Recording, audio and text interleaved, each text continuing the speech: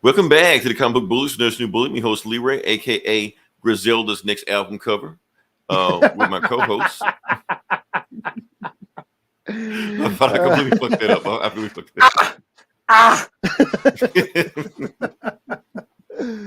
up. Yeah, this is Eli, aka C3P Cheerios. Yep, and we are back with another episode. And yeah, we're just gonna get into it. Like I said, we got a bunch of. Actually, we don't have a bunch of stuff. Eli got a bunch of stuff we got to talk about. But you know what? You know what actually happened? Oh no, I'm gonna leave. I'm gonna leave it up to the AI. Let the AI just go. The AI gonna take care of it. Got you guys. There you go. We're just gonna sit. We're both gonna sit back and just eat a hamburger or some shit like that while they figure it out. So, I guess I can share the link about what, but I'm gonna share the link. I can do both. Okay. So Eli, it was gonna be just all on you until some stuff happened. Hold on, who we got? Jake, what's going on? Jake's in the house. What up? I knew Jake was gonna be right on time. He's always right on time. So I thought it was just gonna be just an Eli show this time, just all Eli, just all the time, like Eli. But some stuff happened, some sad stuff happened that we do have to address. Yeah, we gotta pay idea, and like it happened like right before we was about to do our thing. So yeah, so we're just gonna get into that, just handle our business, and then we'll get into the fun stuff. Like I said, you've seen the thumbnail, and to be honest with you, Eli, I'm proud of my thumbnail this week. Are you? So. Yeah, I think so. Well, good job. Sometimes I'm like, iffy, but this one. You should be. Yeah. You should be. All right. So, like, busting your ass. All right. So, first thing we're going to start off with, hold up before we get into it. Is that Jake? With another one? Let's see what we got. Eli, finally, hey, I had my own show that no one listened to years ago, man. He's taking over this show. All right. Yeah. So I want to say rest in peace to Bob Barker. We got to talk about Bob Barker. We got to talk about a due diligence, talk about all the legends that passed. Yeah. So like I said, so Bob Barker was a big deal. Now the thing about Bob Barker, everybody knows who Bob Barker is. He was the game show The Price is Right for how many years? I don't know when he started. All I know is that whenever I started watching it, he was there. Yeah. So I'm pretty sure anybody that's still alive that was watching the show, he was there watching it. So yeah, pretty much until Drew Carey or whoever took it over, he was pretty much the only host that I knew of. Yeah, I know about Price is Right. Yeah, Drew Carey. Let's see, they've got a picture of it. Nope, that's Barker's Beauties. Oh, I don't have it. Never mind. Anyway, the point is, I'll look at the beauties. Oh, I bet you will. Because I didn't want to talk about that because we got to talk about everybody loves the Barker Beauties on there. Like I said, and yes, Bob Barker was smashing all of them. Because like I said, every time you turn around the 80s, there was another thing coming out about Bob Barker this, Bob Barker this. But we still love Bob Barker because here's one thing I know about Bob Barker. Anybody that grew up, Eli, did you grow up watching Price is Right? I watched The Price is Right. Yeah, because I know anybody has a fondness for Price is Right. They all have one thing in common. They all grew up with the granny. It's only because like Price is Right, In the Heat of the Night, Matlock. It's just certain show. Any soap opera, Days of Our Lives like that. If you're familiar, if you know who Victor Kiriakis is, you grew up with your granny. So yeah, and the same thing with Bob Barker also, dude, kick out of. And I was just gonna talk about that. To me, that is one of the funniest scenes of all time when I saw that. The Price is Wrong, bitch. Because yes. And when he headbutted Bob Barker and that whole thing, his thing, I watched it with my dad. My dad didn't know that scene was coming up, but I knew the scene was coming up. He said to watch it. That's the hardest I've ever heard my dad laugh in life ever. So I remember that scene for that. So yeah, yes. That's pretty much all we got to say. That is why Happy Gilmore is a classic. It's so many classic scenes in Happy Gilmore. If anybody hadn't seen Happy Gilmore and you're watching this show, we highly recommend Happy Gilmore. It is an Adam Sandler movie, one of his first Adam Sandler movie. It is a classic. So. Yeah, so that's pretty much all we got to say about that. Like I said, Bob Barker was a legend, did a lot of things, game show host. Yeah. And I just recently found out that he was native. He's part native. Yeah. Legitimately. What tribe? Lakota. He grew up on Rosebud, the Res in South Dakota. What? Went to the Rosebud High School and shit. He's like an eighth. So he's actually got some, legitimately native. I just learned this. So. Okay, well, yeah. Okay, shout out to native legend Bob Barker. I didn't think I was going to say that, but yeah. There you go. we had a celebrity, and I didn't know. Yeah, good journey to him.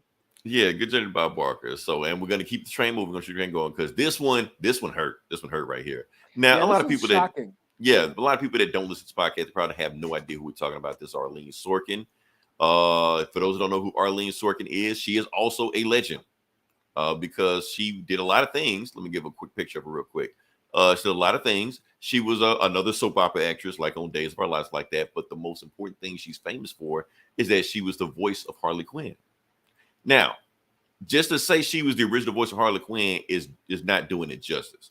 She wasn't just the voice of Harley Quinn. She was the inspiration for Harley Quinn. Harley Quinn wouldn't exist without her. Because the thing is, Arleen Sorkin, like I said, she was on a daytime soap opera. She had this personality. She was bubbly, ditzy, smart ass, very hyperactive. Harley Quinn. That's basically what she was. So the showrunner of Batman the Animated Series, got to make the show, was actually good friends with Arleen Sorkin. So he decided to, give Joker a sidekick. She was supposed to, Harley Quinn was supposed to be just a one-off thing. One episode, get in, get out, and that was it like that. But the thing is, Arleen Sorkin put so much energy in it, and made the character pop that people kept asking for the character to come back. So it went from like a one shot to a bigger thing, and now she's in movies, and now she's in this, and now she's in that. She's a phenomenon. She's a phenomenon. You can make an art. Yeah. Yeah, one of the best-selling DC comic books still. One of the best DC comics. You can make an argument that Harley Quinn was at one time DC's most popular female character. I mean, that's a big thing out of 80-year, 100-year history, whatever DC has. So yeah. But that's the thing about Arleen Sorkin. Like I said, she put all her energy into Harley Quinn, and all those things that you recognize, like Mr. J and Puddin'. I'm not going to do the Harley voice, but everybody knows the Harley voice. Come on, man. I'm not doing the Harley voice. but the point is that anybody that does a Harley Quinn voice is doing an Arleen Sorkin voice. Like I said, doesn't matter who you are doing Arleen Sorkin voice. Now, we're going to go a little bit further with that, because when I mean that Arleen Sorkin was the inspiration for Harley Quinn, because Paul Dini saw an episode of Days of Our Lives where Arleen Sorkin dressed up as a court jester, also called a Harlequin.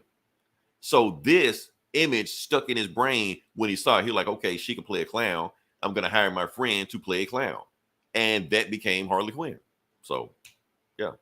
What else we got here? Crazy, more popular. Here's more popular than Joker now. The funny thing is that the more popular Harley Quinn, the more they started to separate her from Joker, because Joker started to get more psychotic and homicidal, stuff like that. And they didn't want that brand associated with Harley. Yeah, and if you watch the old, and if you watch the old animated series, he treats her like shit, and it was a joke. It was like she was like comic, like sadistic comic relief, dark comic relief. Right. You know how he just like beat the shit out of her and treated her like shit. But as they started fleshing her out in the comics, they made her more independent, and now she's like, she's like, fuck the Joker, and got a great relationship with Ivy now, and the whole Ivy thing that was in the cartoon, like the animated series when it first started. So I mean, they fleshed her out. As long as the more popular she got, okay, we can't have her being this like victim of abuse all the time. Right? So, can't have her getting abused. Can't have her be an accomplice to all the psychotic shit Joker's doing. So let's just separate them and move them ways like that, and it was for the better. Like I said, Harley Quinn became even more like even the movies like Birds of Prey. The whole point of that was her getting away from Joker. The Suicide Squad with James Gunn getting away from Joker. So they was able to flesh the character out. But it's just funny how those seeds were planted with Arleen Sorkin. Like I said, without Arleen Sorkin, there would be no Harley Quinn. Because the thing is, other villains on that show had sidekicks. Like I think Penguin had like 2 chicks with him. Nobody remembers them, because they didn't have personalities. They were just there and then gone, and that's it.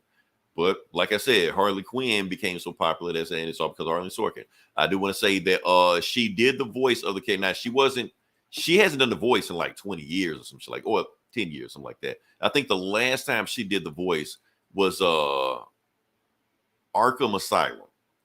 The first one. She did the voice of Arkham Asylum, the first one.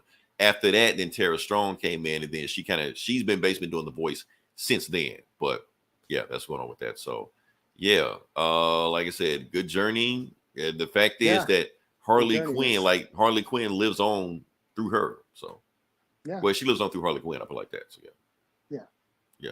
So let me say we move on to the next part of the podcast. Like I said, you all came to see a thing. Hopefully everybody's seen it. Hopefully we're not spoiling anything for everybody. This is on Disney Plus, so everybody should have got a chance to see it. Eli saw it, and he's our resident Ashoka expert. So he's gonna. You had to correct me that wasn't how you spell it. You know what? I'm gonna start saying it now. It's Ashoka. So yeah, so Ashoka. Ashoka. Okay. Yeah, so that's the thing. So like I said, this is Ahsoka episode 1 and 2. They came on Disney Plus, aired at the same time. I'm gonna let Eli break it down, give his thoughts, see what he thought about it. You know. I loved it. That's what?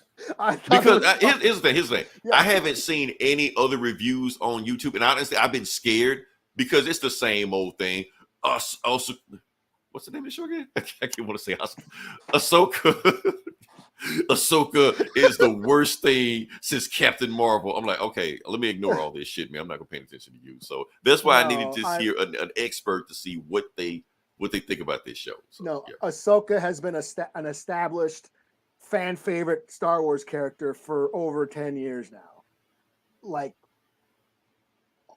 over 15, like 2008. When was that first Clone Wars? 2008, 2009? Yeah, but you're talking about the theatrical movie Clone Wars. The theatrical, yes. There was a Clone Wars movie at one point that I did see in the theater. And then, of course, 7 seasons of Clone Wars. Then she appeared on Rebels. She made appearances on Mando and Book of Boba Fett, and now she's got her own series.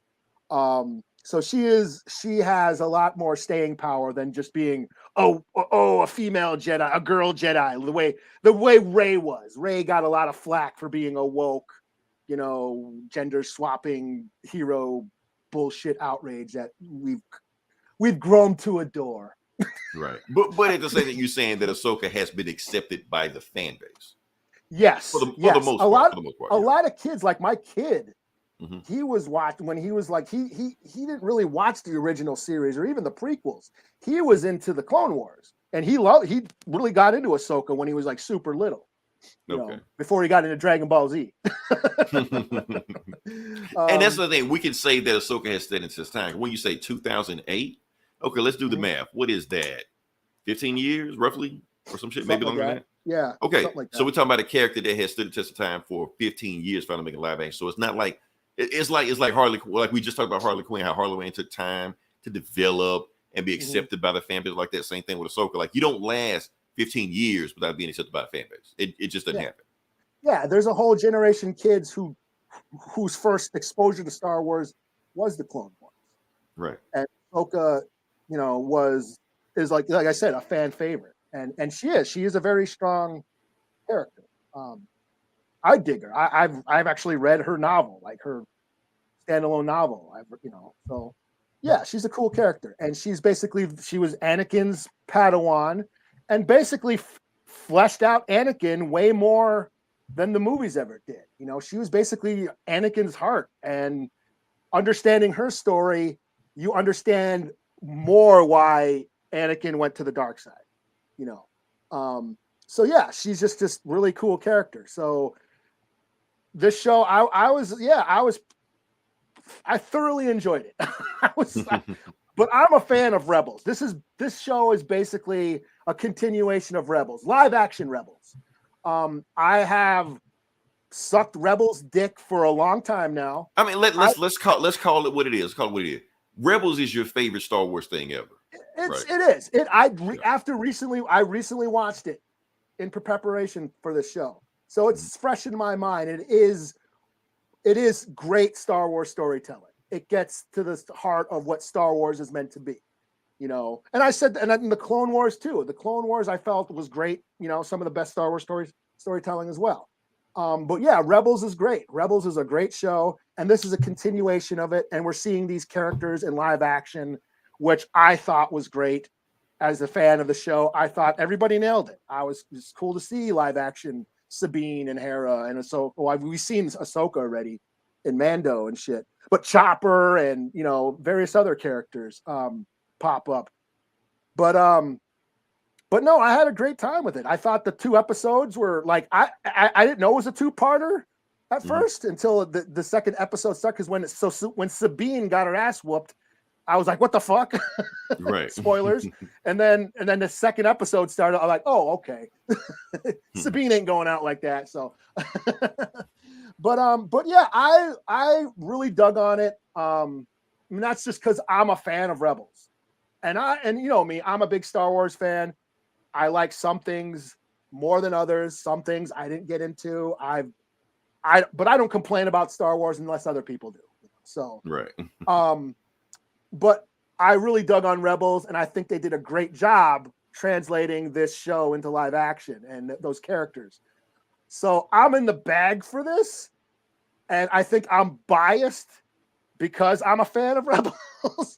But I would like to know what people who haven't watched Rebels think of this. Okay. Like, does the show translate very well? Can you get into it without knowing the backstory and all the Easter eggs and the references and that? You know, I mean, I'm pretty sure I didn't catch any of the Easter eggs, and honestly, I don't think it mattered. I mean, just like when I was watching Mandalorian in season 6, when all those people started showing up, you're like, "Oh, this person is from that, and that person's from that." And I'm like, yeah, okay, I don't know who they are. But at the same time, in this show, I'm like, okay, this person knows that person because that person did a thing. Okay. It's an action sci-fi show, and every action sci-fi show follows the same beat. Good guy, bad guy, racing to get the MacGuffin to stop them from doing the thing. Okay. yeah. I'm okay with that. That's every sci-fi show ever. This is no different. So as long as I don't know where this character is and how this character relates to it, like I don't think I need to know that. I just know that this person is the good guy. That person is a bad guy. They're going at it. These persons have a complicated relationship because of something happened in the past. I know this strong guy is supposed to be the best motherfucker in all of the universe. Okay, I'm good. I'm pretty sure he kicked puppies and whatever the fuck he did. So. Actually, no, he wasn't that bad. Okay. Thrawn is more methodical. He's not like a power hungry like Palpatine or Vader was. Yeah. Palpatine's more like calm and collected. He's like Hunt for Red October. What's his name? The Sean Connery and Hunt for Red October. It's like that guy. Name. But okay, but he's like that. He's like a strategist, like a battle strategist, a tactician of warfare. He thinks and like it's like he's playing chess. So he's not all about like just destruction. He plays everybody and thinks 10 steps ahead. He's very clever. So he's like a more methodical than just straight up power hungry and like Palpatine was. That's what makes him a more of a cooler character. But yeah, I mean, I don't want to spoil Rebels for those who haven't seen it, but it at the finale of Rebels, Ezra, the main character, Ezra and Palpatine, they were battling, and then they were whisked off, into hyperspace to parts unknown. And they don't know where. They were presumed dead after a while because they didn't know where they went. And it's on the show, spoilers, they're trying to track down Thrawn. And they reference Thrawn in was it Mandalorian? Yeah. Where Ahsoka, it's just a name drop, just like I'm going Ahsoka, to get Thrawn. Yeah. Ahsoka. And then they had like the ominous music playing. Dun, dun, dun, yeah. I'm looking for Grand Admiral Thrawn. And it was like a cliffhanger or whatever. And that woman from the Mando that were the Ahsoka episode of Mando where she has that duel in that town, that woman is now in this show. Honestly, it took me on the second viewing to realize that was the same woman. Yeah. Because the first I was like, why are we chasing after this chick again? Because I've watched those certain Mando episodes a lot. I did recognize her right away. Like, oh, that's that one chick from the one episode. And actually, I didn't even recognize. Somebody from the internet said it. I think I saw it on Twitter, some shit like that. Yeah. I didn't know her name. Chick. Like, I don't remember her name, but I did recognize her face. Because I've watched that duel a bunch. I didn't even recognize that. I was just yeah. And I forget her name now, Morgana or something like that. Morgan Le Fay, some shit. I don't yeah. the Goblin Queen, yeah. Right. But she established the Night Sisters. I mean, she mentioned the Night Sisters. The Night Sisters are from the Clone Wars. That's the Night Sisters were like these witches who like did magic through the Force, through the dark side of the Force. And there's the Night Brothers. Darth Maul. Darth Maul was a Night Brother. Him and a Savage Opress. They have a story arc. Actually, the Night Sisters trilogy. If anybody wants to like watch some cool Clone Wars and you don't want to sit through 7 seasons, there are key episodes, but watch the Night Sister trilogy. And it's got how Darth Maul came back, and Asajj Ventress was also part of from Dathomir, that planet they're from. And it shows who the Night Sisters are. They're basically these goth witches who practice Force magic. And but I guess this woman, Morgan Le Fay, or whatever her name was, she's from Dathomir and knows Night Sister magic too. I guess. Why is she like some kind of demon-looking chick like everybody else they showed? That's a good question. Why does she got horn? Well, the women.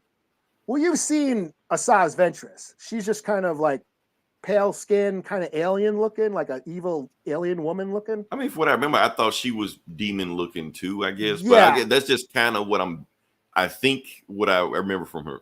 Yeah. We've never seen Asajj Ventress in human form, or the Night Sisters in human form, but who knows? Maybe I don't know.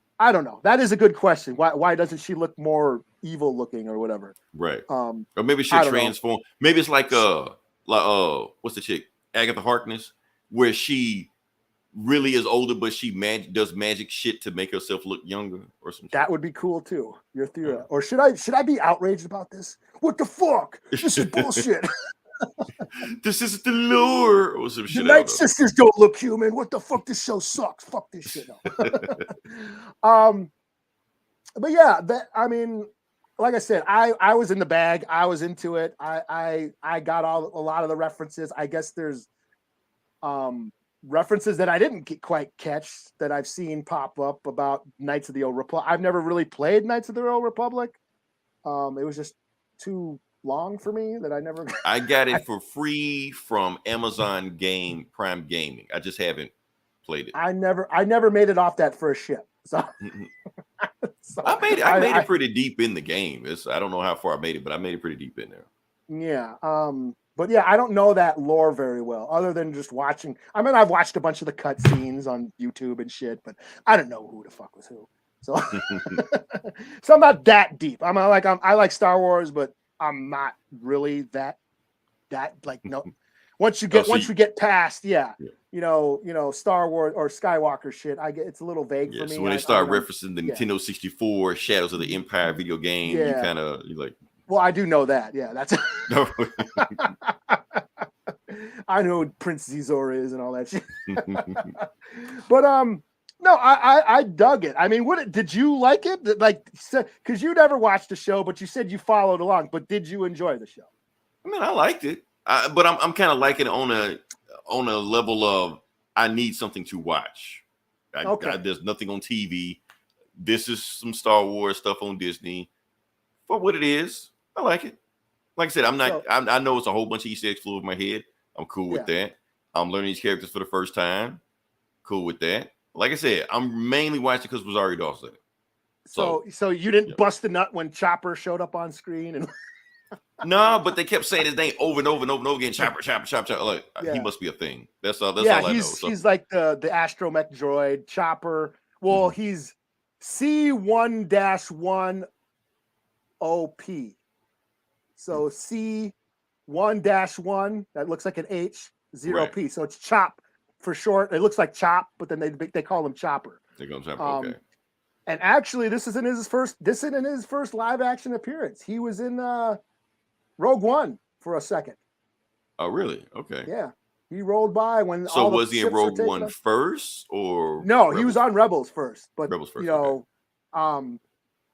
But yeah, Rogue One threw in a Rebels Easter egg, and with showing Chopper. Okay, never caught that.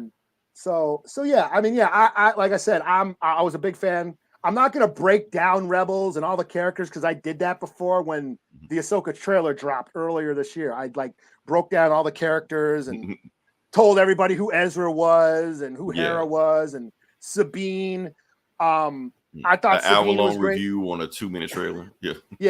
Yeah. I've already done that.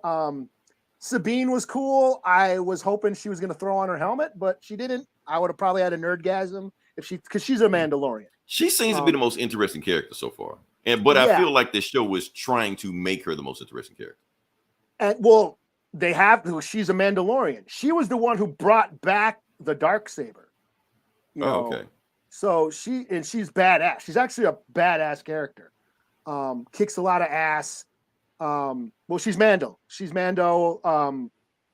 Her family is like is part of some royal Mandalorian clan and shit. So she's had a lot of family drama. She was actually in the Imperial Army for a while and was developing weapons of mass destruction for the Empire before she defected. Again, this is all in Rebels. And it was established that she may be force sensitive. She did train how to use a lightsaber with Kanan. Yeah, Kanan was on the show. I won't say any spoilers because Rebels is awesome. And I think I highly recommend people watch Rebels. It is some of the coolest Star Wars shit ever. Who is Kanan?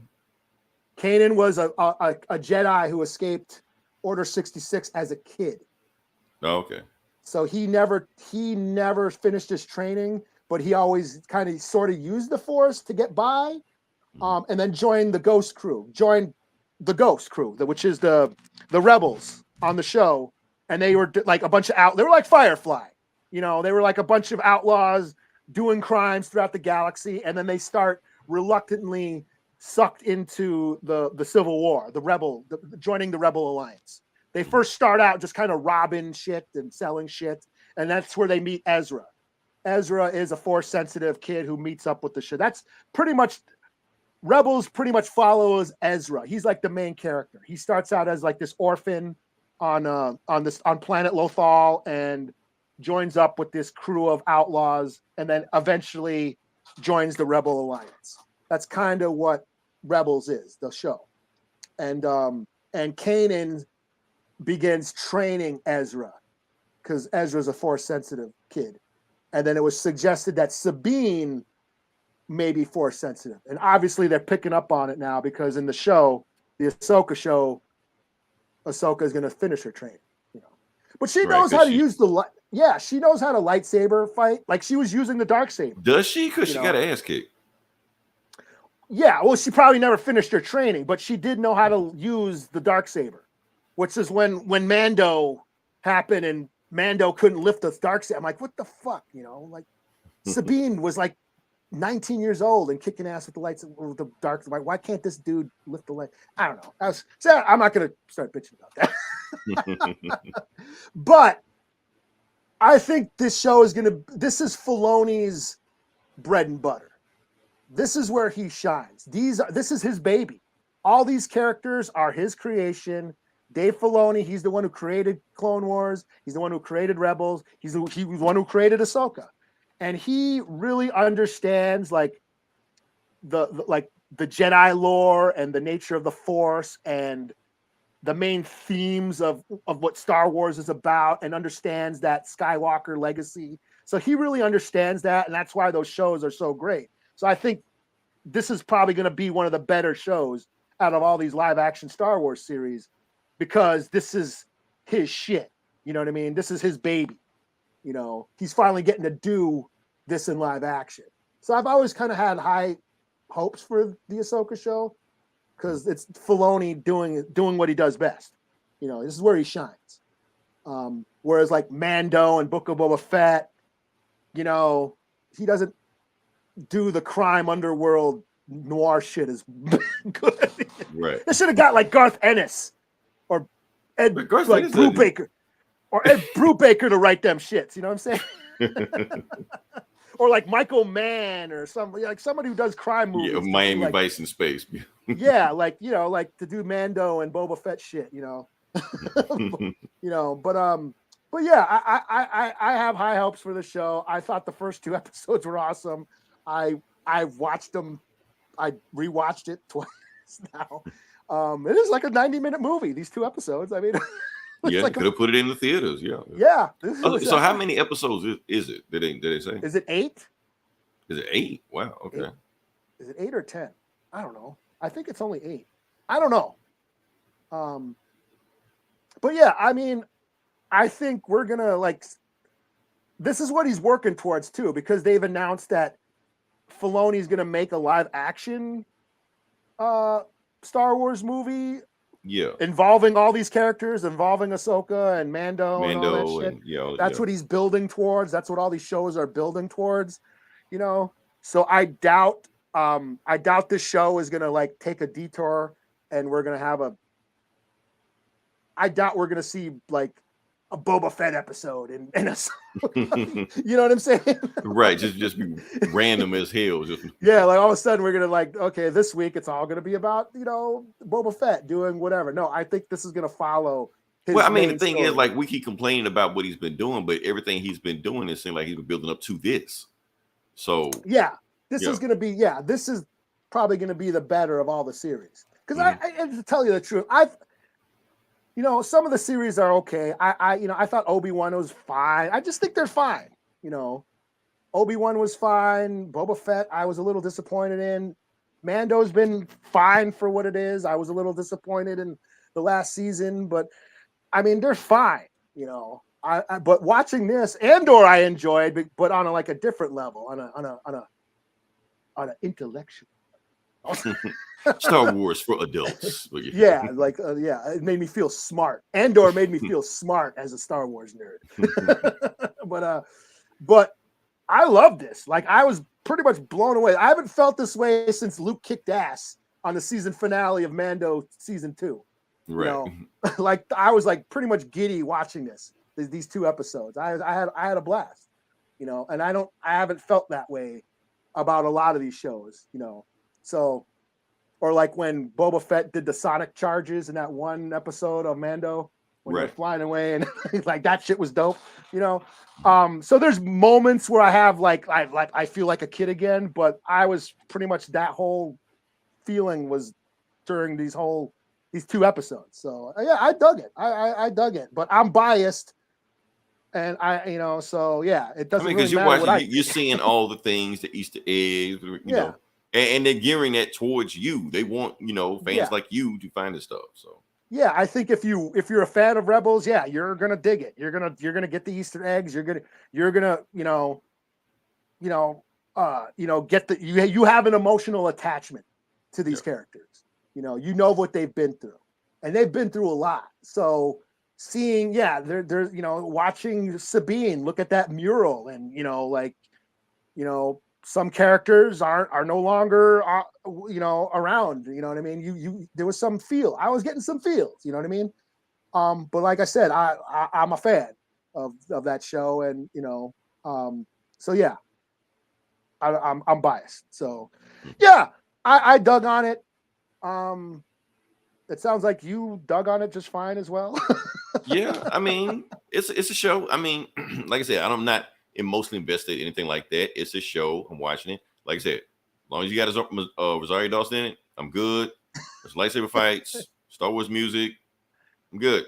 So I'm not like locked in, like, oh, I got to say it. No, I mean, maybe I will be by the end of the show. That's what I'm saying. I'm giving it, I'm hopeful that maybe the show will suck me in. Like, okay, I need to be here. But like I said, you said Dave Filoni is the heir apparent, or whatever you want to call him, the chosen one, So I'm like, okay, grip me with this right now. Don't have me at the end of the show after it's all said. Like, it's fine, it's great. I don't want this to be just fine, Yeah. But if it is, it is. So yeah, and that's what I was thinking. I was thinking, because like the track record for these shows, these live action Star Wars shows, for me, have been, they're okay, they're cool. I watch them, and they're okay.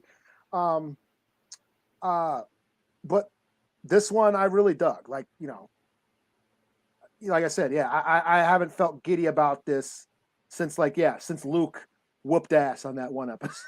Yeah. So yeah, I'm stoked. I mean, we don't have to do. I mean, do we want to review every week or what? I don't. It's up to you. It's I mean, it's, I don't know. like I say, if something happens that needs to be reviewed, then I'll jump in. I'm like I said, I'm gonna watch every episode. I'm gonna watch them all because, like I said, I have nothing else to watch. So Tuesday night, sure, I'll watch it. Yeah, 30 minutes, 50 and minutes, maybe 40 minutes. because I know you wanted me to go on and on and on, but I mean I don't No, know. you did. You met the time limit. Yeah. Okay, cool. Okay, Yeah. all right. Ahsoka, thumbs up, motherfuckers. Yeah. Go watch Rebels, motherfuckers. All right. So, like I said, I feel like that's enough time. I'm gonna briefly talk about video game shit, then we're gonna move on from there. I think you gave me just enough time so I can do that. So Okay. I appreciate you. All right. So, thing we're gonna talk about now is Nicki Minaj. Yeah, we're gonna talk about Nicki Minaj for a second. We're going to talk about Nicki Minaj because she has just been announced that she is a new playable character in Call of Duty. So no shit. That's cool. You know, of course, the fans are reacting exactly how you expect to react. You know, keep in mind, this is not the first time they've done stuff like this, celebrity stuff like that. I think Snoop Dogg was in there last year. So, yeah. But the thing is, fans should just be happy. And plus, Call of Duty isn't like the most realistic thing anyway. They had zombies in their shit. I mean, but what happened is you can hold on to a bazooka, a sniper rifle, 1,000 guns in one. Right. But this is unrealistic. Right. Yeah. But they got to understand what they're doing. All Call of Duty is doing is trying to getting ahead of Fortnite. This is a Fortnite shit right here. That's all it is. So yeah, right now Call of Duty is putting in realistic celebrities in there. Yeah, we got Nicki Minaj and Snoop Dogg and whoever the fuck in there. It's only a matter of time before you get the Ninja Turtles or SpongeBob or some shit in there. They were playing Call of Duty. Well, because the Godzilla Kong last year or whatever, and like was that Call of Duty? That was Call of Duty. Yeah, where you saw them in the background. I don't know why, but I guess they were fighting in the background. I never played it, but yeah, that was Call of Duty. Yeah, I've seen that. Was that Battlefield? I can't remember. I can't remember what game it was. But one of them shooting games. One of them shooting games that was called Godzilla. You can fight Godzilla. You can't beat him. You can't get him. You get too close to him, he would kill you. So I don't know the point of that. Yeah, I think they were just fighting in the background. They were just fighting in the background, and Godzilla was stalking. But you could get close enough to him. Yeah, you could get fucked up by shit that they're breaking or something. I never played it, but Yeah, I never played it. I can't even. I don't even know if it was called. It might have been something else other than Call of Duty, but whatever it was, I remember that. So yeah. All right, now next thing we'll talk about more video game news. We're gonna talk about. We're gonna talk about the PlayStation Portal. Eli, have you heard about this new thing that they have coming out? I've heard rumbling. Okay, I'm gonna just break down what the PlayStation Portal is. The PlayStation Portal is this ugly piece of shit right here. Now, I do want everybody to know. That looks better than the Switch. Come on. That's how they get you. That's how they get you. That's how they get you. I'm not gonna get it, but like, come on, like this. I'm just saying it's not gonna. I know you're not gonna get it, but at the same time, it's got people thinking that they get this. They're getting a Switch, or they're getting a PSP, or they're getting a Vita. This is not that. It is nothing like that. All it is a screen you're using to remote play from your PS5. That's all it is. It doesn't do anything else. It doesn't store games. You can't play games from it. You can't even play cloud games from it. It just stores from a PS5. That is it. There is no purpose of getting this thing. And it's $200. Yeah. Do you have to be close to your PS5 to use it? Now, that I don't know. I would hope not, because that would be dumb as hell. So wait a second. Hopefully, I got to take a shit. I'm going to play it. Yeah. Is that what it's going to be? Let me move the PlayStation into the bathroom so I can Yeah. So hopefully they'll have it fixed where you don't have to be there. Hopefully it'll be over like networking where you can be in Japan or some shit. And you can have your PlayStation on and wherever it is, you can still play cloud games. No, that's the dumb shit about it. That's what I'm saying. Right, that's dumb as hell. Now here's the thing. This isn't even an original thing. This is just Sony trying to capitalize on other shit, because the thing is, what if I told everybody that some shit like this already exists? It's the backbone. Now, it's not made by Sony, not made by Xbox. It's made by like a third-party company. And what it is, you can put a controller on your phone, your cell phone. They make one for Android. They make one for iPhone. You just put it on your phone and just play it like that. I wish I had another version where I can show you. Let's see. So that's all that is. So Sony is just trying to get in on it by having their own ugly-looking piece of shit thing right now. They're thinking that they can do it. But the thing is, you can get the backbone which does a lot more than just that, because the backbone can play on any system. So you can download. See, the PlayStation Portal only does PlayStation, but you can get the Steam link. You can get the backbone. And you can download the Steam Link app, Xbox Live app, PlayStation app, probably some more apps on GOG, Nvidia. You can do all this stuff right there with like a regular tablet. So I'm trying to think, like, if you could access your console, right, and you have a bunch, but your console has access to the cloud, right? Why wouldn't you be able to play your games on? No, well, you just remote playing. You just remote playing. So you just remote playing from your PlayStation. But if they had like cloud gaming, you can't do that with this thing they just made.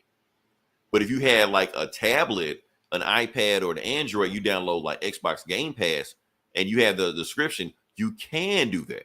You can download games and play it like that. So this don't make no sense.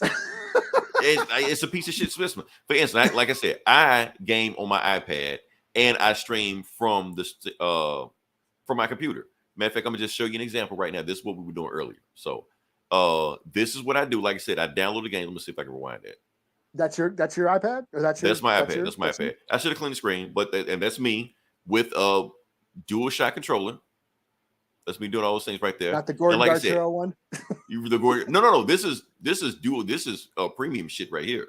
Okay. So yeah, but like I said, I'm on Steam. I got all my Steam games on there. I'm streaming from my iPad to my computer, and I'm playing Spider-Man right now. Like I said, I got a whole bunch of games. Let me see if I can just speed this shit up. Let me see. Go skip. Okay. Like I said, it's loading up now. This is what the PlayStation wants to sell you on some shit that I can already do with my iPad. And I can play this over networks. Like I said, I've done it plenty of times where I've been at home in Jackson and I've gone to Vicksburg and I've been able to play just like that with no problem. Okay. So yeah, and like I said, I can do this with all of my Steam games. I can download the Xbox Live app. I'm playing with one hand. That's why I can't really like do some cool shit. But you get the point, you know. Because I was filming the other one with my cell phone. But yeah. Oh, okay. But that's the whole point we're doing right there. So don't buy that. Don't fall for the okie doke. I know it's gonna be the biggest thing they're gonna sell during Christmas because they're trying to get in on what everybody's doing. But don't buy this thing. That's all I'm saying. So nobody's gonna listen to me. Everybody's gonna do what they want to do. But I'm just letting you know ahead of time. So that being said, you can move on to the next part podcast. Is our PlayStation 5s like available yet? Oh, they are. You can go to any store right now. You can get them now. So they're finally available after 3 years. You can finally find them and shit. Yeah, you can just walk in the store. You just grab them. They're good to go. So yeah, it took us 3 years to get there, but we're here.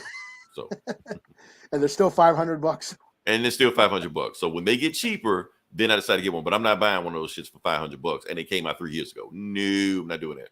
So All right. Let me say it. We will about our podcast. Like I said, it's Comic Book Bullies. We'll talk about comic books. We get up into it. And Eli, what is the first book you got? Oh. Luckily, this week we didn't read the same thing. Okay, yeah. I mean, I did read some stuff. Yeah. But where the fuck is it? Wait, stop sharing. Mm-hmm. What didn't I do? You stopped sharing because you were sharing. It didn't show. You stopped sharing. Oh, was it up? I didn't see it up. Yeah, it was there. I didn't see it. Oh, okay. There we go. There you go. There we go. I did read some shit, but I thought I might have. You would have read them too. So that's why. Well, we'll see because you might have read the same shit I read. Yeah. But for now, I'll do Daredevil and Echo, issue 4. This is the finale. This is where Daredevil and Echo are fighting Demi-Goblin, who's been kidnapping kids with powers and opening a portal to evil places. And as it turns out, an old ancestor of Matt Murdock back in the 1800s teamed up with an old ancestor of Echo. How convenient. Yeah. And even though Echo's...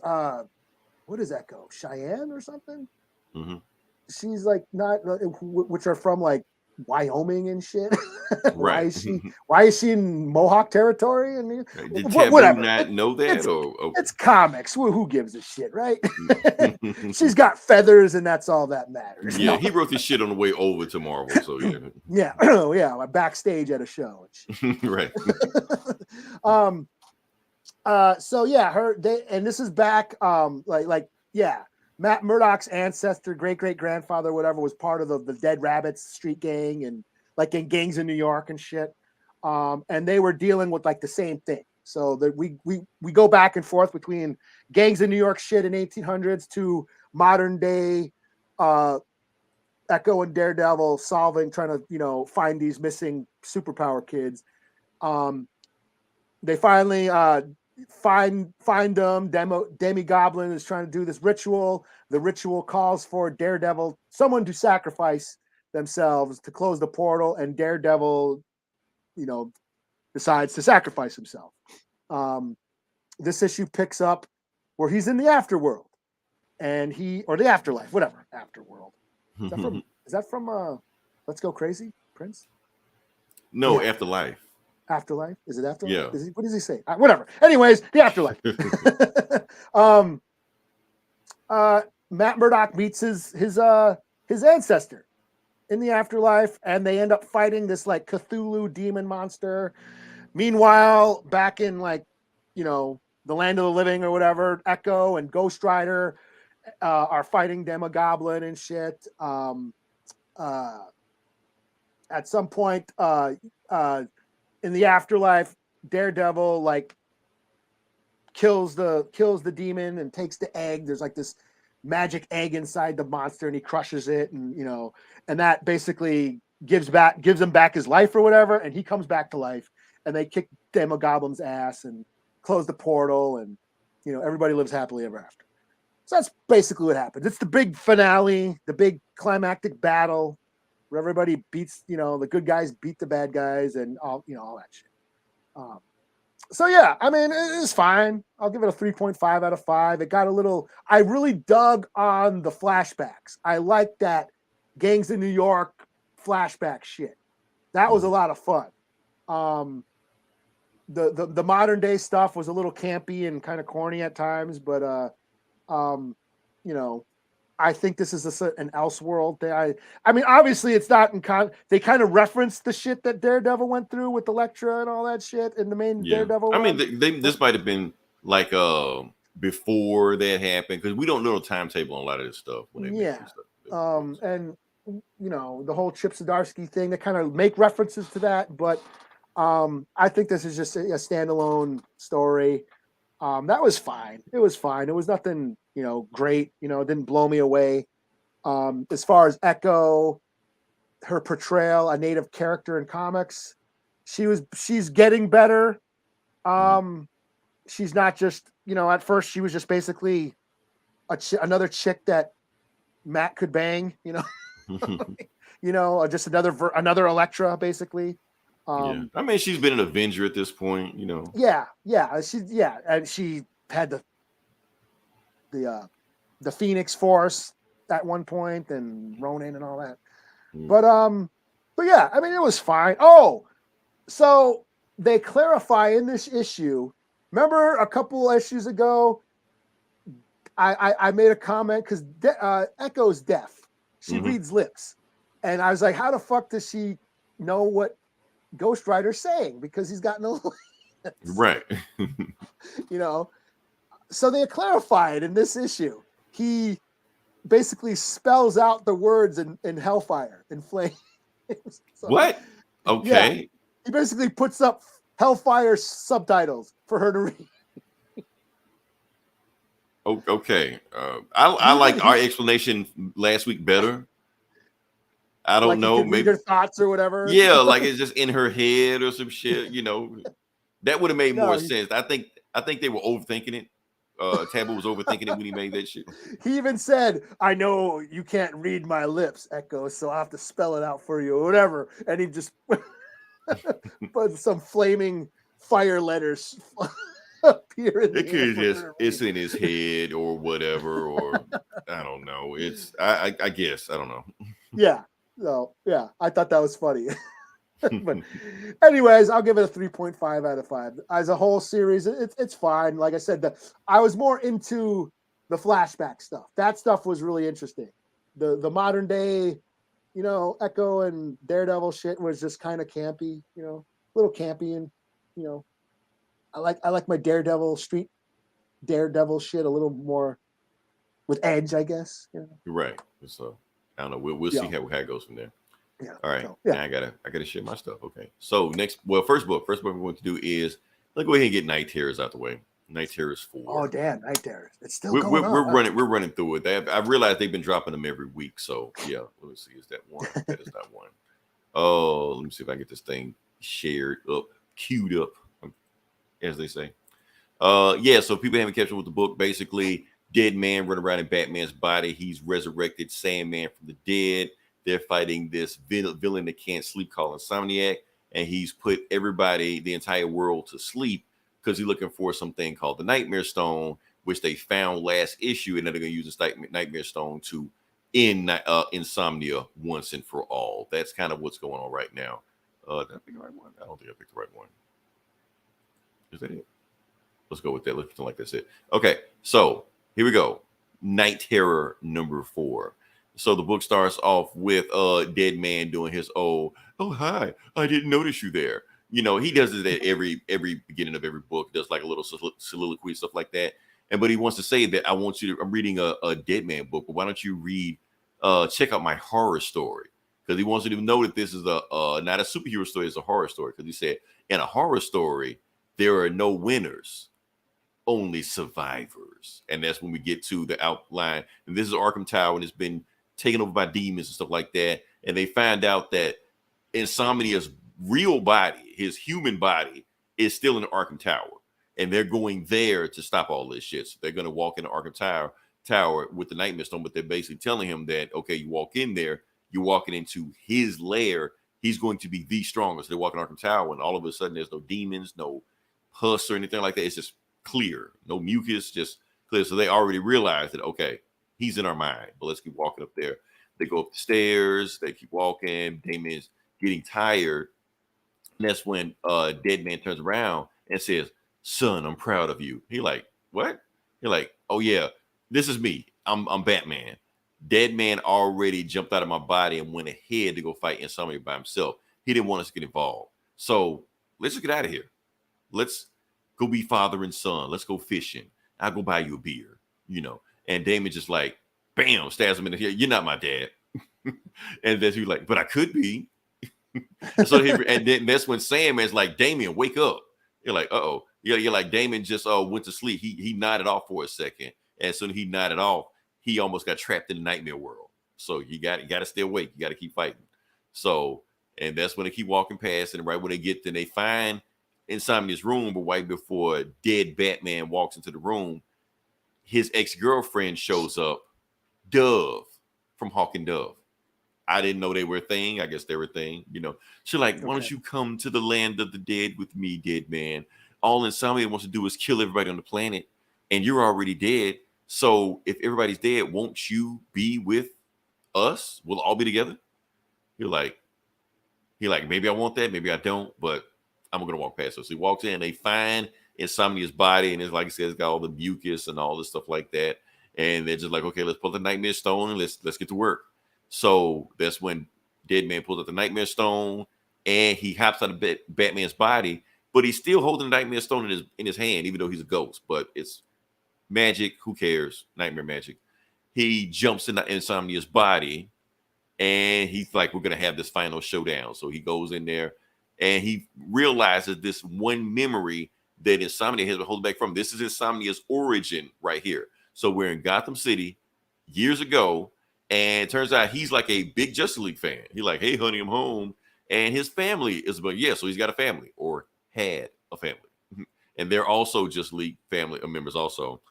And he's basically saying, the reason I came home early because my job let us off early because they want us to evacuate the city because the Justice League is in some big ass fight with these bad guys. But we're not going to go anywhere because the Justice League always saves everybody, so it's no reason for us to leave. And that exact moment, their building gets destroyed. Everybody dies in the building because the Justice League was having this big ass fight, and the bad guys blew them up. He survived, but of course, everybody in his family is dead. So like, oh shit. So from then on, he became a serial killer to just start killing people and shit like that. But he can't go to sleep because anytime he goes to sleep, he has nightmares of this scene. So that's why they called him insomnia. And that's why they locked him up in Arkham Asylum. And so he can't go back to sleep. But that's what he's saying. This is the one dream that I didn't want you to know about me, Dead Man. The one nightmare. And Dead Man's like, okay, that's cool, insomnia, but now I'm here. And what happened is that the Just League were fighting the Dark Knights, the metal Dark Knights, the evil Batman and shit. So he's like, okay, so the Just League, all they're doing is just fighting themselves at this point. They're creating their own mess. And meanwhile, we're getting caught in the crossfire. Like my family getting caught in the crossfire because of the stupid shit Just League's doing. And that's what Dead Man said, like, yeah, that's cool, but I still got to put you down. He's like, no, you're not going to put me down. Everything you've been doing up to this point, Dead Man, is because I wanted you to do it. I wanted you to go down there and get the Nightmare Stone. I left the clues out you if you get the Nightmare Stone. So you can be right here at this point right here to give me the Nightmare Stone. I've been playing chess with you the whole time. And that's when we realized, no, but you can't have the Nightmare Stone. You're like, oh, yes, I can, because you know the rules. If you die in a dream, you die in real life. And that's when he slits his own throat. Insomnia's dead. He just killed himself. So when he died, and the Nightmare Stone is in his body right now, all this shit just spews out of him. This nightmare shit just spews out of him. And Damien just goes, what the fuck is happening? You know, and that's when we cut the Dead Man in the soliloquy, like, great question, Robin. That's why you're the son of the world's greatest detective. You know? And then he goes back to it and realizes that everything he's been doing, he's basically been Nightmare's pawn. And now everybody's woke now. Everybody's woken back up. But the nightmares are still going because since Insomnia has the Nightmare Stone, the nightmares are real. And he just used it to just tear apart the world right now. And that's when he sees Damien. He's like, Damien, what the hell going on? He's like, we screwed up. We actually gave the dude exactly what he was looking for, gave the Nightmare Stone. And now he can make his nightmares reality. And he's going to use that to torment everybody. So he's got like nightmare demons eating people and shit. He's got Dead Man and Sandman strapped to the Hall of Justice. So yeah. And meanwhile, they look out there and he like, I want to show the world who the Justice League really are. And now he's made his Nightmare Justice League with Demon Superman and Demon Woman and a Batman with a gun for a head. Why? I don't know. Yeah. That was that one art that I saw. That pic is going viral. That pic is going viral. People don't know what it means, but that's what it means. So yeah. So it's a Nightmare Justice League. So yeah, that's okay. This one didn't get me too much, but at the same time, I think this was filler because the next book is the last book. We're finally done with the whatever this is. Okay. Yeah. So did you watch the new Harley episode? I did. Well, I'm trying to remember what happened. What happened? They went into the future. They went in time. They went in the future. And this was that Damien? They just said Robin. Oh shit! I forgot about that. That was Damien. What they did to Damien was fucked up. They had like some 50-year-old gamer or some shit. He's all fat and shit, right? Balding and shit. Like damn, yeah. And he tried to stand up. He's pins and needles. I like they did. Right? They did so wrong on that. I thought it was great. Yeah. All right. So what you got next? I guess I'll do Earthdivers number 9. Earthdivers number 9. Cool. All right. So this is written by Stephen Graham Jones, indigenous horror author, and this is his comic book on IDW about time traveling Native Americans. So in the future, the Earth is dead. Everybody, all the humans took off into space to go terraform other planets to fuck up. The natives stayed. And they find a time portal inside a cave, and they basically go back in time to try to change history. The first arc was about them killing Columbus, try to kill Columbus to stop colonization. That didn't work. This new story arc is about the Ice Age. A woman goes back, her kids go through portal. She goes to try and find them. She ends up in the Ice Age, 10,000 years ago, and finds, a native tribe here, and they're at war with the Salutrians, which were European, like, prehistoric people who came across the frozen Atlantic and started shit on the Western Hemisphere continent we now know as America, which basically, debunks the myth that Native Americans came over from Asia across the Bering Strait. So she's been like helping the natives fight these invaders, fighting saber-tooth tigers and woolly mammoths and shit. Last issue, she gets a cold, and she spits in the Salutrian stew because they know that they probably don't have any immunity to her modern day illnesses. Well, they do end up getting sick in this issue. Some of them die, but also the native tribe, the people that are around her from being in contact her, they get sick too. They also try to kidnap her and basically sail her back across the Atlantic, like what they do, like, human trafficking, Right. what they did to natives. They took native slaves and brought them over to Europe and brought them over across the other way when they first got here. So that's what they're doing. She's on the boat, but then they get attacked by a giant ass shark, like a megalodon or whatever. And she's like, "Oh, you guys don't know how to swim yet." And she ends up drowning the one guy. So the shark gets him and she swims to safety and shit. But she figures out that the bread that they like, the tribe was making like a bread, and it starts to get moldy. And she figures out that mold is what like aspirin's made out of, Tylenol and shit. Aspirin comes from mold. So she takes the bread mold and gives it to the natives to help them get over their sickness and shit. And then it's kind of weird. It's where they talk about how they're going to start talk. I don't know if she imagines it or actually happens, but they start talking about how this tribe is going to like tell stories about her, write songs about her, how this woman came from the snow and saved them and helped them beat these invaders and brought them medicine for sicknesses and blah blah blah like that. So yeah, that's kind of where it ends. It says to be continued, but again, I think this writer, he's a novelist. He writes novels. Making that transition to comics, it's a little jarring at times. I think he tries to cram a lot into a single issue. Right. Instead of There's just letting instead of letting the panels tell the story. Yeah, I think he's trying to cram a lot. It gets a little convoluted at times. Like, there's a lot happens in this issue, from them getting sick to them the shark attack on the water to then coming back and then, making the mold medicine, and then this whole ending where she's imagining them telling stories or whatever. Yeah, a lot happens, and it gets a little jarring a bit. So that's about the only critique I have, but I still dig the concept that, that indigenous people were on this continent 10,000 years before the so-called Bering Strait theory is just a bold statement. So learn it from a comic book. So yeah, 3.5 out of 5. Nice. Okay. All right. So next book I'm going to do is, did I already get? I think I got. Oh, here we go. Black Panther number 3. Black Panther number 3. Oh. Yep. Nobody's buying it, so it's like if you look on the comic side, it's like way down. I didn't even see it. Yeah, it's way down there. I don't know if it's my app, but like every time, like every Wednesday when I get on there, I see shit for the next week already.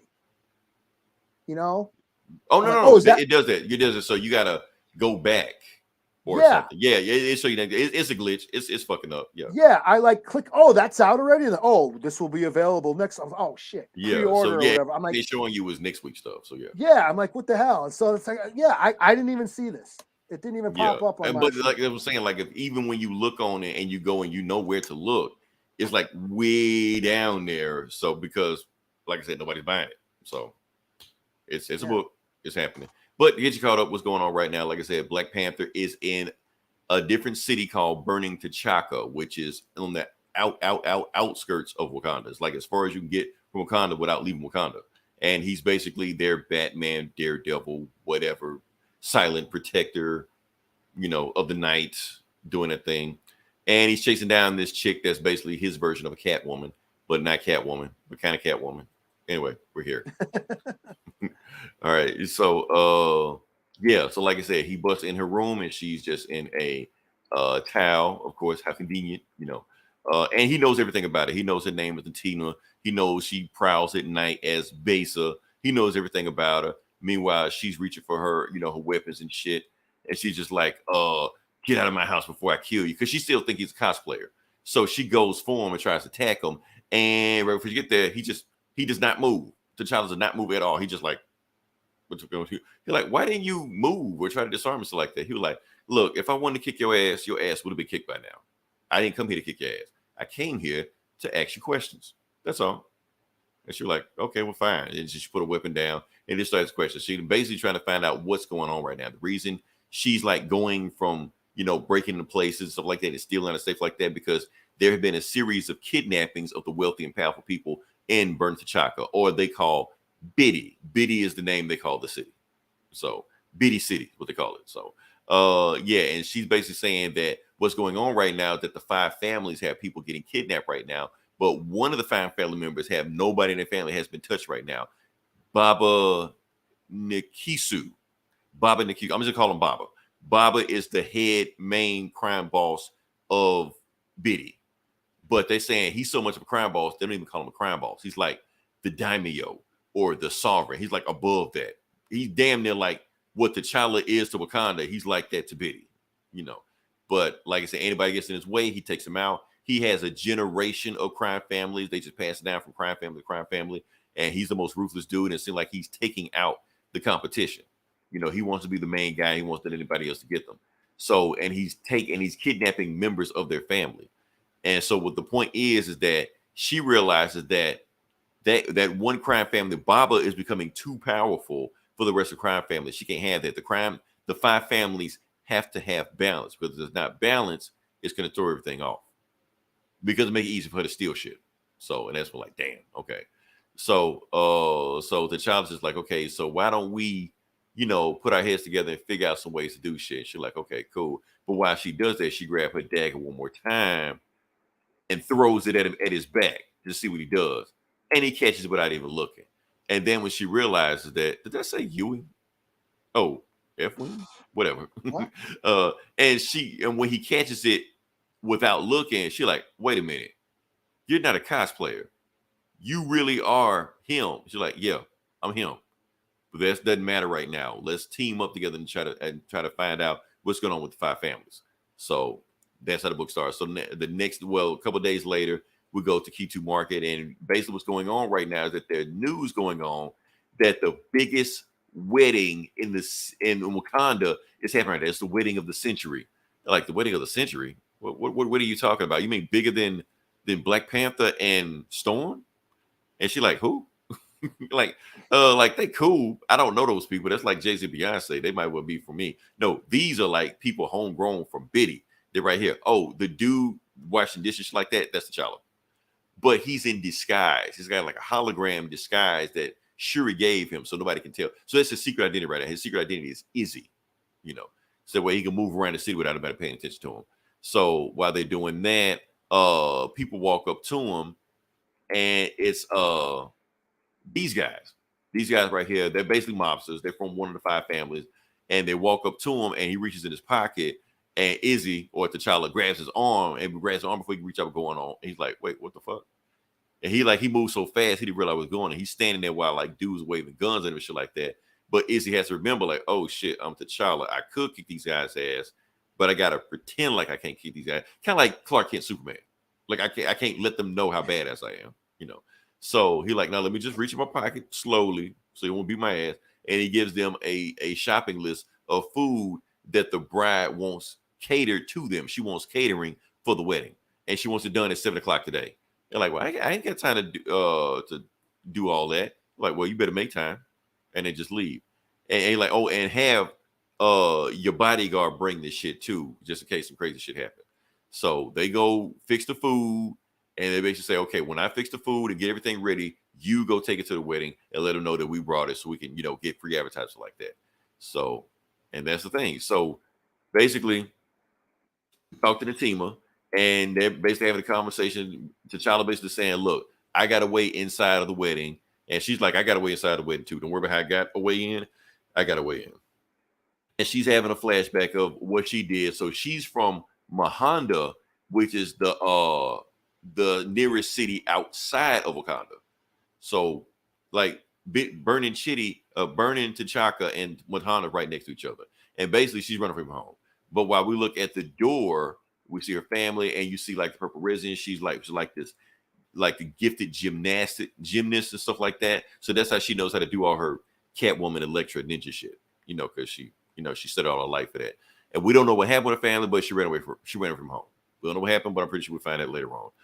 Meanwhile, we're at the wedding and we find out what's going on, and they're delivering the food and he's going to the back.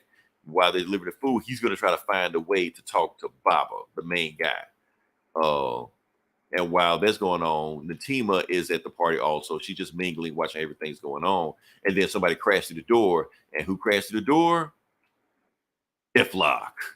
Dun, dun, dun. Yeah, so he's here. He crashed the wedding party. And he's doing target acquire. He's centering in on certain people in there. And he just starts letting loose, just start blasting people. Natima jumps over the thing. She's like, oh, yeah, Black Panther, you need to get your ass down here because this is a job for you. If you are not a cosplay and you the real deal, you need to handle this shit right now. While he's shooting everybody else. So she's about to get in her costume. But before she even get there, T'Challa's already there. He like, this guy's name is Deathlock. Nobody in here has heard of Deathlock, but he knows who he is. He like, this is Deathlock, and I'm here to take him down. Now, Deathlock is all Wakanda teched out. So this is like the strongest version of Deathlock we've ever seen before. Going against Black Panther. And we got a dude already dead on the floor. So one of his targets already taken out. And to be continued. So yeah. So again, like they keep to be continuing Deathlock. Right. But we actually get a showdown right now. I know Deathlock's been in the background doing Deathlock shit, but now we got him squaring off with T'Challa. So this is it. So this is my whole like vibe of this book right now. Everything I think about this book is going to rest on next issue, because next issue has the cover of T'Challa and Deathlock going at each other fighting. You got Black Panther versus a killer Black Cyborg. Give me that. I want to see what that's like. So if that book sticks the landing, then this book gets passed. I'll promote it. I'm on board. I'm in there to side. If they shit the bed and it's just some bullshit, I'm out. I'm dropping the book. So everything happens will depend on what happens next issue with this book. Yeah. What if they take the Naruto approach? What's the Naruto approach? Well, they just power up. They throw a punch every episode. Oh, and they think about it. I see an opening. You know what? I actually might like that. I actually might go with it if I see that shit. It depends on how they do it. Chi, the lesson that Master Yoshi or whatever taught me that one day. This is for you. And then believe it. I put everything I have into this move. We'll see. All right. So what you got next? Ninja Turtles and Stranger Things #2. There we go. Ninja Turtles, Stranger Things. Okay. I thought this book was further along than that. No, it's only #2. Yeah, I was saying like #2. Okay. Yeah, and we also got Ninja Turtles and Street Fighter going on. That's what it is, because that's further along. Okay. Yeah, that's like #3 or 4 now. So. Yeah. Okay. Wait, is it? Oh, shit. Okay. Something like that. Yeah, there's been at least 2 issues of Street Fighter Ninja Turtles. Yeah. Okay. So this is the IDW crossovers where we get they do these fun crossovers: Batman and Ninja Turtles, Power Rangers and Godzilla. What they do, Terminator and Transformers. They've been doing all these. So now we have Ninja Turtles and Stranger Things. So on a field trip, the Stranger Things kids go to New York on a field trip. They team up with the Ninja Turtles and find out that the Demogorgons, the monsters from the Upside Down on the Stranger Things show, they've been somehow there's a doorway open in New York. They do some investigating. They find out that Baxter Stockman are making robot mouser demogorgons. You know, the mousers, the little robot mouser things in the sewer. Mm-hmm. He's making mouser robot demogorgons. So they all team up and go investigate stuff. One team is in the subway. They actually find the portal. That's where this issue picks up. One team is in the subway and they find the portal and they start fighting demogorgons, and that's where we see them here. And then another team make it to Baxter Stockman's lab where they have 11, the psychic, X-Men mutant girl from, Stranger Things. Mm-hmm. Baxter Stockman has her in all in an experimental chamber, trying to, basically harness her powers and trying to tap into her psychic powers and shit. So he can, I think, basically steal them or whatever. So there's a mind battle going on between 11 and Baxter Stockman. And then Raphael and Dustin and a couple of the kids, they go and storm the lab and shit, start kicking ass. And then back in the subway, the kids are, Leonardo and I think Michelangelo, a few of them are fighting the Demogorgon.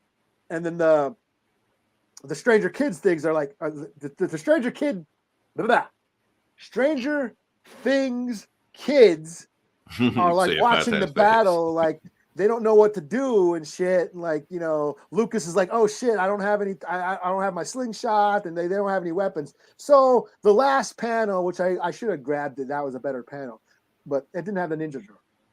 But the last panel shows the Stranger Things kids all holding the Ninja Turtle weapons, and they're ready to go help fight the Demogorgons. And I thought that was pretty cool. So I'll give it a 4 out of 5. This is just stupid fun, So, Okay. Yeah. All right. So next one I'm going to do, Eli, I think I'm going to take a bet and say I think you read it. Okay. I'm gonna say you read it. I may be wrong, but I'm gonna say I think you read it. Okay. This one. I did read this. Aha! I knew it. I knew it. I did read. You eat a cheeseburger next week. Why? Right. What the fuck did I bet? All right. Yeah. So the book we're reviewing right now is Penguin #1. And so like I said, Joker has 1,000 solo books right now. Why not Penguin? Why not give Penguin a book? And Revenge is for the birds. Now you want to know, okay, so you know what the Penguin is supposed to look like. Why doesn't this look like the Penguin? Now, if you've been reading the Batman book, Penguin had plastic surgery to change his appearance because he faked his death. I do remember him faking his death and trying to pin it on Batman. I have not kept up with that. Is it Zdarsky? Zdarsky, yeah. Yeah, I have not kept up with that Batman. I haven't either. But as far as what he did with Penguin, that's that. Well, some other shit happened with Penguin also. His kids took over the Iceberg Lounge, and they tried to kill him when they found out he was still alive. So he ran out of. Well, no, they ran him out of town. They were like, "Get the fuck out of town! Don't come back, and we won't come after you." So So he's living in Metropolis now. So that's the Penguin. So the book starts. Oh, and Tom King is writing this. Let's hold up. I forgot about Tom King. Okay, now you want to talk about the guy that's writing Earthdivers, a novelist, doesn't know when to quit. That's Tom King. Tom King is that. But the thing with Tom King, whenever you get back to Tom King, you feel it. I know you felt it. I know. I was thinking he was certain characters, his style of writing just works. Yeah. I don't know about the Penguin though. I don't know. We're gonna get to it. Let's review. Yeah. Let's review. Let's talk about it. We're jumping ahead of us. We're getting ahead of ourselves. Okay. All right. So, like I said, we're at the book starts off in the Gotham River with Penguin. I don't know. We're at the Bat boat is sinking or the Batmobile sinking. I don't know what it is. Something sinking with Batman in it. Batman fucked up, got shot, has a bullet in his lungs, both his arms broken. How we got here, we don't. He just saying she beat us. She got to us already. We can't do anything. He can't lift any of his arms, and then he turns over and says, Oswald. And Penguin is in the passenger seat, also fucked up, but not as fucked up as Batman. Because he fuck you, Bruce. you know, and he basically telling like Oswald, we got a way to get out of this. If you can just help me, like, no, I'm not helping you. I got enough of my problems. I don't need you to save me. I'm not saving you. We're just gonna just go out the way we are. And the bat boat, mobile, plane, wing, cycle stinks, whatever it is. So that's it. Meanwhile, we fast forward, rewind to a year ago in Metropolis. So that's where we are right now. And he's talking to his haberdasher. I think I said it right. I think that's what it is. I might be saying it wrong. No, haberdasher is a hat, right? Or is the guy that does the thing? Whatever it is. And honestly, by the end of this book, it won't even matter. He does some shit. He's his tailor. Why am I using this fancy word and just saying his tailor? That's his tailor. Anyway, look at the mirror. So, like I said, this is not the Oswald Cobblepot you're used to. That's the Penguin you're used to. This is him, plastic surgery. But he basically, and the tailor is telling him, yeah, Mr. Cobb, you've lost weight. You looking slimmer, you're looking healthier. And then when he realized what he said, he like, oh shit, I kind of fucked up. Maybe I shouldn't have said that he looks bitter. What does it mean? He looked uglier before, you know, because he's killed people for less, you know. But at the same time, Penguin just says, you know what, no, it's okay. Yeah, you said some fucked up shit, but you know what? I'm gonna let it slide. You know why? Because revenge is for the birds. He just leaves. That's it. Got his suit, just goes there, get his newspaper, sits in the bag, gets a hot dog. That's that normal, boring bullshit, feeds birds, shit like that. Normal bullshit. But meanwhile, he doesn't know, or maybe he does know, I don't know. But he's under surveillance the entire time. By who? We will find out. So he walks to this guy, and this guy just bugged the shit out of him. But this guy also works for the people that has him under surveillance and trying to like goad him and get him to throw a punch and get him to fight and shit like that. Just saying just nasty shit to him, but he won't budge. He's like, nah, you're right. I bumped into you. My bad. You know. And then the guy keeps yelling, just walks off while still cursing at him. And Penguin just leaves and that's it, you know. And then Penguin goes home. But his wife is his fiance is there. Rita Wells is her name. She's a veterinarian, works on birds like that, but she made it 15 minutes early. So Penguin was cooking for her, but like, you made it 15 minutes early, so the food's not ready yet. And she just looking at you like, well, what do we do to pass the time for the next 15 minutes? You're like, oh, I can think of something. And yeah, he takes it to Pound Town. So that was not an image I was expecting for Penguin to like, you know, drill ass, but he did it. Matter of fact, he did it to the point she was just like, oh, Penguin, if you still smoked, I would love a cigarette right now. So all we know right now, this is some stuff that's laying in there, that Penguin no longer smokes. That's all past him. He's like, nah, I don't do that before. And they still got that meal in the oven. They can eat now and shit. They've been fucking so much that they forgot. No, because it's burnt. The bird is burnt now. Oh, that's right. Yeah. So like Penguin's going for round two. What the fuck? What are we reading, man? So anyway, we're going to Blossoms. Blossom is the flower shop that Penguin works at. And some asshole dude walks in and basically saying that he forgot his anniversary.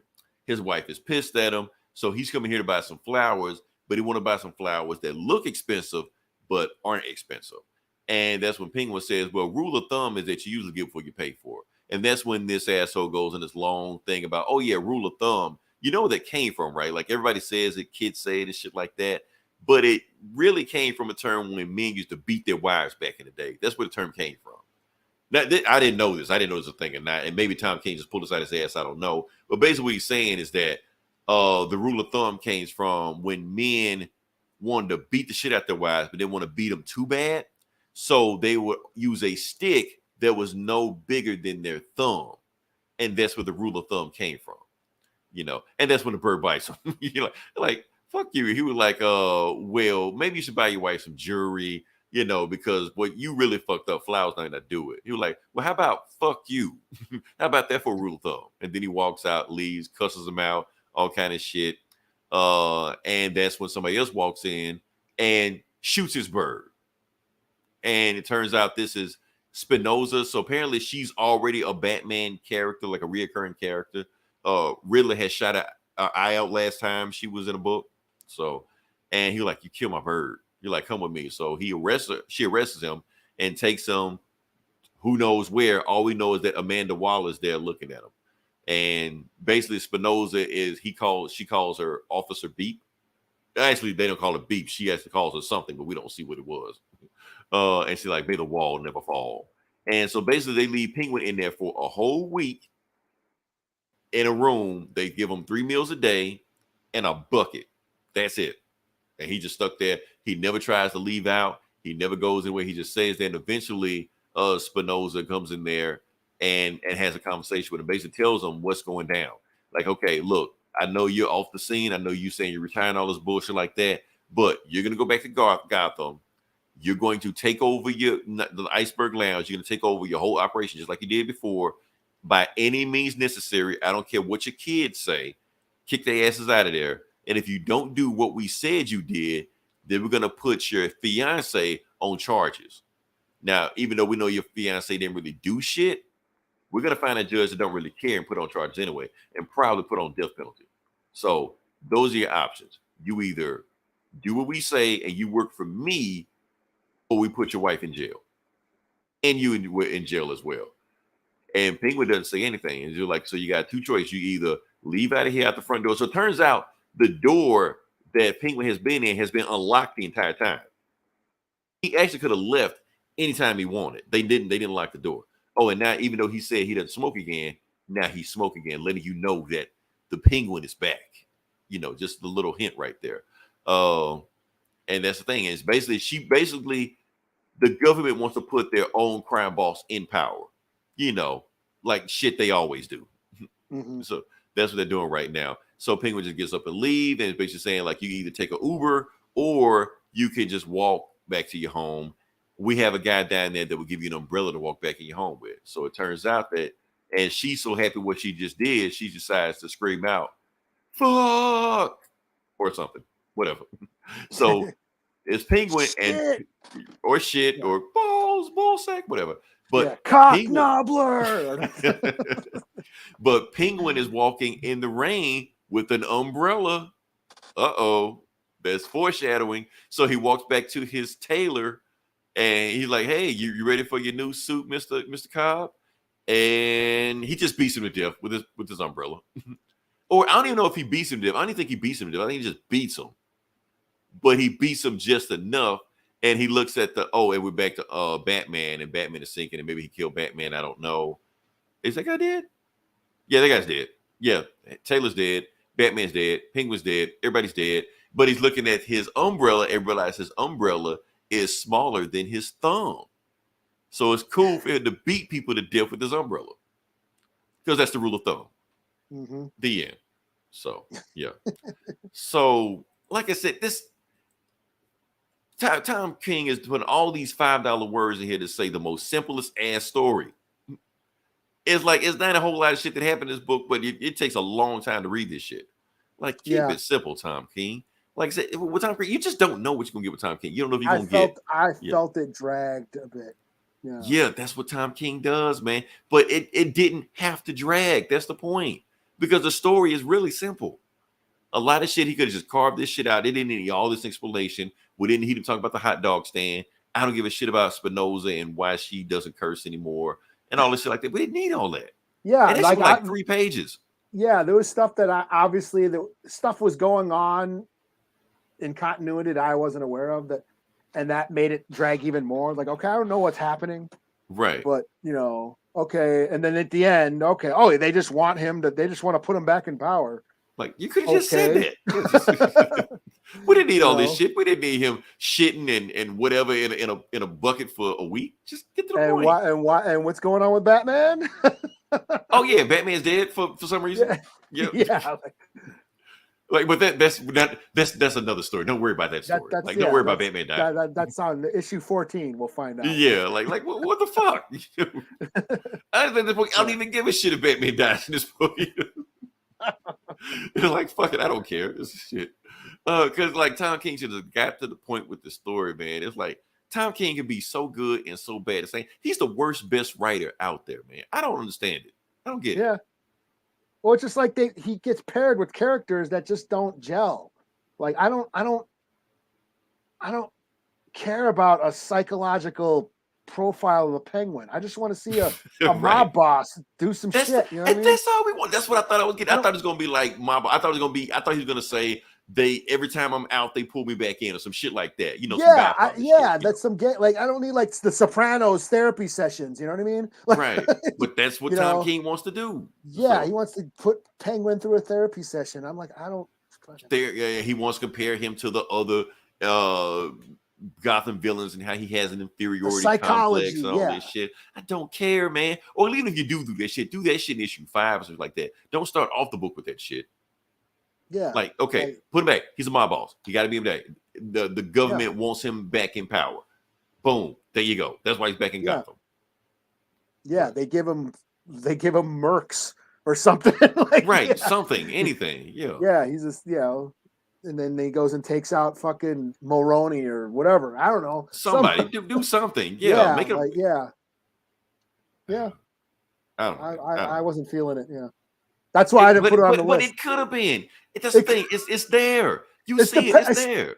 Especially after the Batman, the movie, where I loved has his own TV show coming out. That version of the Penguin was dope, so just a mob boss, right, just a mob boss climbing his way up to the top of Gotham. Because, like I said, like I know a lot of people don't know shit about the Penguin. We know shit about the Penguin. Like the Penguin, like damn near runs the underworld. Like when he's at the top of his game, all this shit. So give us the Godfather with the Penguin, Yes. Oh man, it's simple, man. It's simple. I don't know, man. Yeah, so I picked this up thinking that's what I was gonna get. Right. But no, another therapy session because it's Tom King. I don't know. What's your score? It's a 3 out of 5, man. But I wanted it to be so much better, man. I'm gonna give it a 3 out of 5. Okay. Yeah, I'm gonna give it a 3 because this shit. There is shit in here I like, but you gotta sift through this Tom King bullshit to get to it. You gotta sift through the writer. Right. You gotta sift through the writer to get to the story. You shouldn't have to do that. There's a good idea in here somewhere that the writer fucked up. Like the writer that wrote it is fucking it up. Yeah. Yeah. So that's why I'm giving it a 3. But but what you give it? I'll give it a 2. It just dragged for me. It did drag. It was a slog. It was a slog to read. That's why I didn't even put it on my list. I was like, I don't want to review this. Let Leroy handle this shit. Like I was like checking out when you were reviewing it. Like he's going, Leroy's doing. I was saying, let me power through. Let me power through. He's gonna retell this issue. And then he was smelling the flowers. Oh shit! All right. So, what you got next? I'm booked out. Oh shit, that was the last one? Okay. Okay, didn't know that. All right, like I said, if you listen this long. Really? You're booked out? I did 3. You didn't read Thor? Did I need to? Immortal Thor? Nah. Oh. I started to, and I just saw him beating up on Frost Down, so I was like, you know what? I've seen it. I'm good. Because I read it. I thought it was decent, but obviously I haven't read Thor in a while, so obviously there was shit going on that I didn't feel comfortable reviewing. I figured you were gonna read it because it was like the big book of the week and shit. Really? It was like the big, I just thought it was another Thor book. I've read a lot of Thor books like over the year, over my lifespan, and shit like that. So for them to do something that I haven't seen with Thor, I'm just like, you really got to do something. Now this book did. Okay. The art was really cool. But there was shit going on that I didn't know. Like, it starts out where he's fighting frost giants. And I was like, this again? Nah, I'm good. And like he can control the blizzard. So he's the god of thunder. He can control storms, and that counts for blizzards too. So he makes the blizzard go away, and the sun comes out. Well, that's new. And the frost giants are like, oh shit, the sun. But at the same time, I feel like Thor wouldn't do that because he would rather beat the shit out the frost giants. Well, the one frost giant couldn't do that, but well, the one frost giant stays and starts talking all this like medieval shit to him. Like they start talking shit to each other, and Thor finally just fuck off and then just smashes his head and shit. Right, because he'd rather beat the shit out of frost giants. That's the whole point. So and then he goes back to Earth and shit happens, and then this I can't remember the name, but I recognize it from like Amon Amar, like death metal lyrics. A lot of like death metal lyrics popped up in this book. Okay, so Al Ewing's going there. Okay, so. Yeah, and some I can't remember the fucking name of it. Like an evil version of Thor, like a god Thor god. Ungheim Thor or something like that, or I don't know. That almost sounds familiar. Yeah, let me look it up real quick. Okay. But he shows up and he comes to Earth and like basically is like more powerful for Thor because he's a god. He's like a god, a bigger, like a more powerful god than Thor. Or like the Dark World Thor version of Thor or something like that. Anyway, he comes down and like blows up the Statue of Liberty in New York with a lightning bolt. Oh shit. Okay. And then starts talking shit to Thor. And I didn't know, I wasn't familiar with him, who he was. Shit. Where'd it go? Fuck. So I mean when you're saying it, not Utgard or some shit like that, was it? Yeah, it sounds like that's what it is. Utgard? Huh. Okay. Immortal. Yeah, that's what it's supposed to be like. Utgard's supposed to be like the higher end, like they had like a Loki, then Utgard Loki. I remember they had an Utgard Loki. Yeah, they yeah.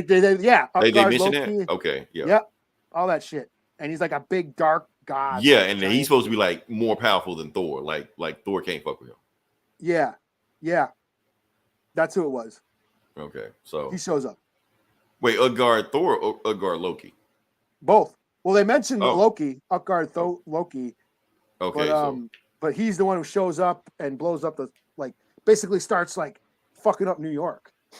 Okay, cool. Okay, so Thor is back on Earth. That's another thing. I can't even get tired of the Asgard stories. I kind of want Thor more on Earth doing, not necessarily adventure shit, but just superhero shit. Yeah. But we'll see. Like I said, I wanted to see how this book go first, but when I just saw him just fighting Frost Giants again, I kind of like checked out. But, I don't know.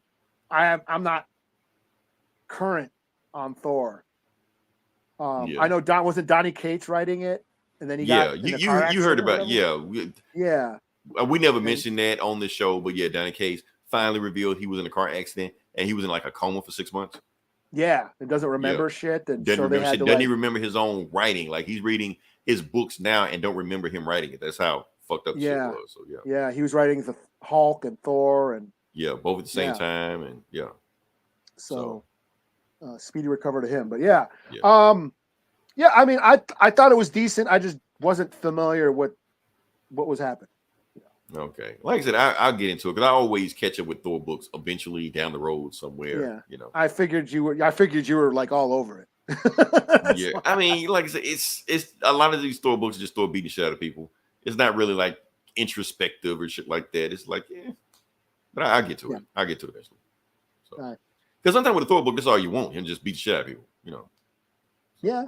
I mean, there's a lot of that old English speak and references. They're doing that again. I thought they dropped it back in the 90s, but in the whole all the references to Norse mythology, all this shit. And all that, talking shit to each other. Like that scene, I mean, it was Frost Giants, but that scene was pretty funny. It was pretty cool. Like, he just comes down and is like, I'm the god of thunder. I control storms. That includes blizzards, motherfucker. And then like he makes the sun come out. And they're like, oh shit! And they start running away. And then all right, so now you've piqued my interest. You piqued my interest. Yeah, and then he starts talking all this shit. You little bat, I can't exactly quote for quote, but he starts talking shit to Thor, like you ain't shit. Oh, and I was like, oh yeah, and then just throws Mjolnir and just blows up his head with Mjolnir still cracked, or did he fix Mjolnir? Or I don't remember, but I remember him looking at the hammer and seeing Odin's spell or whatever at one point. Odin is still in the hammer. Yeah, something. Yeah. Huh. Oh yeah, that's right. Odin was in the hammer. Yeah, that was in Kate's run. Yeah. The Hulk versus Thor. The Hulk thing. Yeah, like Odin is trapped in Mjolnir. So yeah. So that's probably what it was. I didn't know. That's why I was like, I'll let Leroy review. Okay. Tell you what, I'll check this out and I'll do part 2 when it comes out. So yeah. But the art is cool. The art is really sweet. Yeah. So all right. But like I said, listen to Long Live, like, share, subscribe. If you listen more than 30 seconds, we appreciate you. It helps the algorithm, you know. Like I said, next week we'll come back. The reason I didn't do Gran Turismo this week because I already planned we're gonna do a big family thing. We're gonna go see Gran Turismo. I'll give my review then. I'll break it down. Like I said, I can go deep into Gran Turismo lore, even though it's just a card game. Because it's one of the games I played the most out of any video game ever. Like it's like Street Fighter, Arkham, Gran Turismo. Gran Turismo might even be number 2. So I don't know. So it'll be the Leroy show next week. Just me talking about cars and shit. Like, all right. So until then, this is Leroy. This is Eli. And make sure your dogs are spayed and neutered.